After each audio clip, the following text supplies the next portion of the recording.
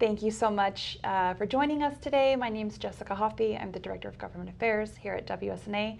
And joining us, very excited, we have President April Sims of the Washington State Labor Council. Excited to be here. Thanks for having me. Thank you so much for joining us on this very important conversation about Initiative 645. Absolutely. President Sims, we are hearing a lot right now about Initiative 645 and the millionaire's tax that initiative is intended to repeal. Can you please tell us what 645 would actually do and how that would impact the working people of Washington and the broader labor movement? Cool. Great question, and thank you for having me. I mean, Initiative 645 would repeal the millionaire's tax, but that's really only half the story. You know, the real question on the ballot is what happens next if this initiative succeeds, right? Repealing this law means that it would take billions of dollars away from investments in healthcare, education, childcare, and other critical services that Washington working families rely on.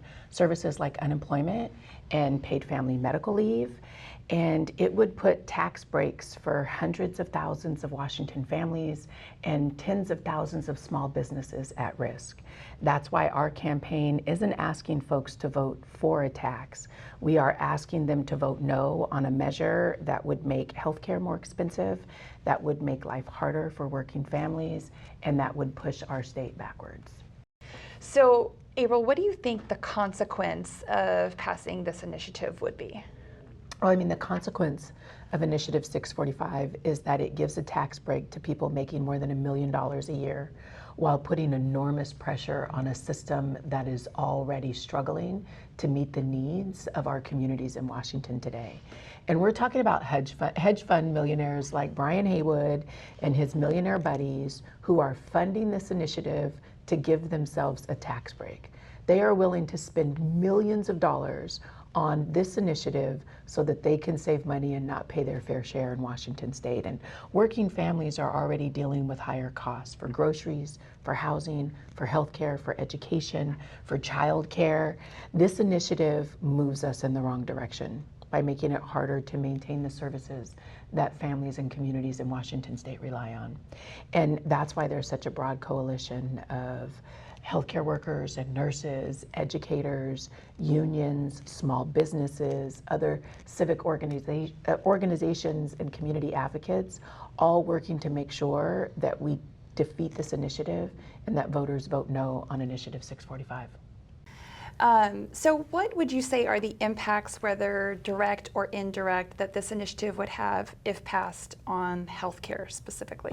Healthcare specifically. I mean, I don't have to tell you or your members that healthcare isn't just about hospitals, right? Healthcare is really about whether people can get the care they need before a medical problem becomes a medical crisis. You know, some of your members know, my daughter's also a WSNA member. I'm very proud of that. She's an ICU nurse, and she talks about patients that she sees that are often sicker than they need to be because they have delayed their care, because they're worried about the cost of medical.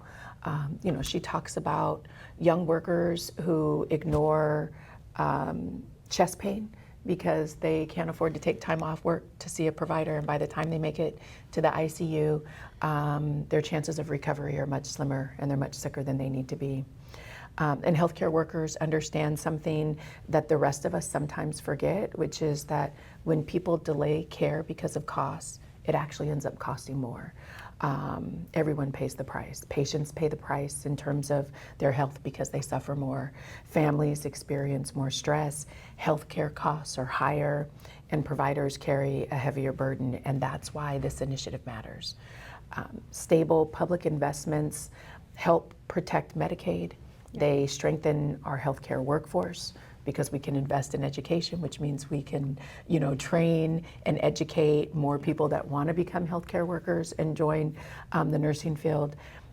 These investments expand access to care and support the systems that keep people healthy long before they end up in an ICU. And when my daughter comes home at the end of a shift, she's not talking about insurance policy, she's not talking about tax policy, she's talking about patients that need care and rely on these critical investments. And that's why your members should vote no on Initiative 645. So thinking about wrapping this conversation up, thank you again for joining us, on an empowering note. What is the one thing that you would want our nurses and Washington citizens to know or to remember before they cast their vote on this topic in the November election? I think for your members, and anyone actually watching this video, is this election asks whether or not we'll protect the investments that help people stay healthy, the investments that help educate our kids, and the investments that support working families, and whether we'll move backwards by giving a tax cut to millionaires who make over $1 million a year. And nurses know that prevention is better than crisis care. That's true in healthcare, and it's true in tax policy, come to find out. And so as a mother of a nurse, I'm incredibly proud of the work that your members do every day, and that she does every day to protect her patients and keep our communities healthy. And voting no on Initiative 645 continues that same work and protects our communities and protects patients. So I would ask your members to vote no on Initiative 645, and I would ask them to talk to their colleagues and their neighbors and their family members about what's at stake in this election in November. Great, thank you so much. Thank you for having me. Thank you.